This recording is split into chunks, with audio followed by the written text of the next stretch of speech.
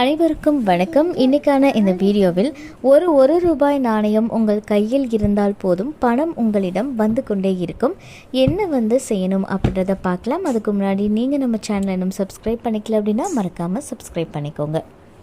பிரச்சனைகள் இல்லாத மனிதர்கள் இந்த உலகத்தில் இருக்கவே முடியாது. அதுலேயும் இன்றைக்கி இருக்கக்கூடிய சூழ்நிலையில் அதிகப்படியான பேர் பணப்பிரச்சனையில் சிக்கி தவிக்கிறாங்க. ஸோ இந்த பணப்பிரச்சனைகள் அளவுக்கு அதிகமாக என்னதான் இதுக்கு செய்கிறது அப்படின்னு தெரியாமல் திகைத்து போய் நிற்கக்கூடிய ஒரு குழப்பமான மனநிலையில் தான் நம்மளில் நிறைய பேர் இருக்காங்க. ஸோ இந்த மாதிரி துவண்டு போனவங்க கூட இறை நம்பிக்கை ஒன்று தான் அவங்க அதிலிருந்து மீட்டு கொண்டு வரும் அப்படின்னு சொல்லப்படுது. ஸோ நீங்கள் நம்பிக்கையோடு தெய்வத்தை நினச்சி ஒரு விஷயத்தை செஞ்சீங்க அப்படின்னா கூட அது ஒரு கயித்தை கட்டி மலையை இழுக்கிறது மாதிரி அந்த மலையை கூட அசைச்சிடலாம் அப்படின்ற சொல்லுவாங்க. அந்த அளவுக்கு நீங்கள் ஒரு நம்பிக்கையோடு அதை செய்யணும் அப்படின்னு சொல்லப்படுது.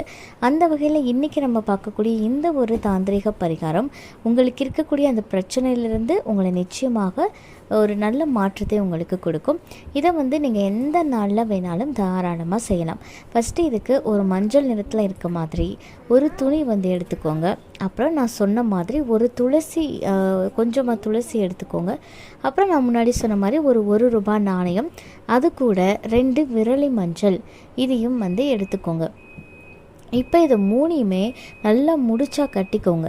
இப்போ இந்த முடிச்சை உங்களுடைய பூஜை ரூமில் பெருமாளுடைய படம் வச்சுருப்பீங்க இல்லையா, அந்த படத்துக்கு கீழே வச்சுட்டு உங்களுடைய பண சம்மந்தப்பட்ட பிரச்சனைகள், கடன் பிரச்சனைகள் எல்லாத்தையுமே பெருமாள் கிட்ட மனசார வச்சு நீங்கள் இதெல்லாமே தீரணும் அப்படின்னு பிரார்த்தனை பண்ணிவிட்டு அந்த முடிச்சை நீங்கள் என்ன பண்ணணும் அப்படின்னா நீங்கள் அங்கேயே வச்சுடுங்க.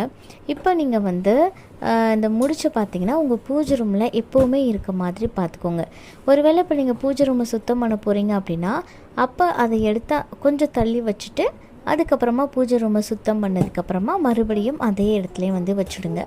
இதே மாதிரி நீங்கள் தினமுமே அந்த முடிச்ச பெருமாள் கிட்ட வச்சுருப்பீங்க இல்லையா, குளித்து முடிச்சுட்டு பெருமாள் கிட்ட விளக்கேற்றிட்டு கடன் பிரச்சனைகள் எல்லாமே தீரணும் அப்படின்னு மனசார பிரார்த்தனை பண்ணிவிட்டு அந்த முடிச்சையும் நீங்கள் தொட்டு கும்பிட்டுட்டு நீங்கள் வழிபாடு செய்துட்டு வந்தீங்க அப்படின்னாலே பெருமாளுடைய அருளினால் உங்களுடைய கடன் பிரச்சனைகள் அனைத்துமே உங்களுக்கு தீர ஆரம்பிக்கும். பணப்பற்றாக்குறை அப்படின்றது குறைந்து பண வரவு அப்படின்றது உங்ககிட்ட பெருகிக்கிட்டே இருக்கும்.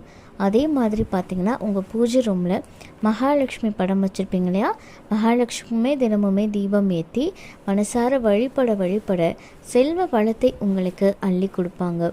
ஏன்னா இந்த ரூபாய் அப்படின்றது பார்த்திங்கன்னா மகாலட்சுமியுடைய அம்சம். அதனால தான் நம்ம நிறைய பேர் பார்த்திங்க அப்படின்னா இந்த ரூபாயை அதிகமாக இந்த நல்ல காரியங்களுக்கு எல்லாமே பயன்படுத்துவாங்க. இப்போ பூஜையிலேயே நீங்கள் ஏதாவது ஒரு பூஜை பண்ணுறீங்க அப்படின்னா அதுக்கு காணிக்க வைக்கும் போது 11 ரூபாய் அப்படின்னா அந்த ரூபாயும் சேர்த்து வைப்பாங்க. அந்த ரூபாய் நாணயம் அப்படின்றது லக்ஷ்மி கடாட்சம் இருந்தது. ஸோ பெருமாளையும் மகாலட்சுமியும் அந்த முடிச்சை பக்கத்தில் வச்சு நீங்கள் வழிபாடு செய்ய உங்களுடைய கடன் பிரச்சனைகள் நிச்சயமாக நீங்க ஆரம்பிக்கும். இந்த தகவல் உங்களுக்கு பயனுள்ளதாக இருக்குது அப்படின்னா மறக்காமல் உங்கள் நண்பர்கள் கூட பகிர்ந்துக்கோங்க. மேலும் இது போன்ற ஆன்மீக தகவல்களுக்கு என்னுடைய சேனலை நீங்கள் சப்ஸ்கிரைப் பண்ணிவிட்டு பக்கத்தில் இருக்கக்கூடிய பெல் ஐக்கானையும் ப்ரெஸ் பண்ணிக்கோங்க. நன்றி.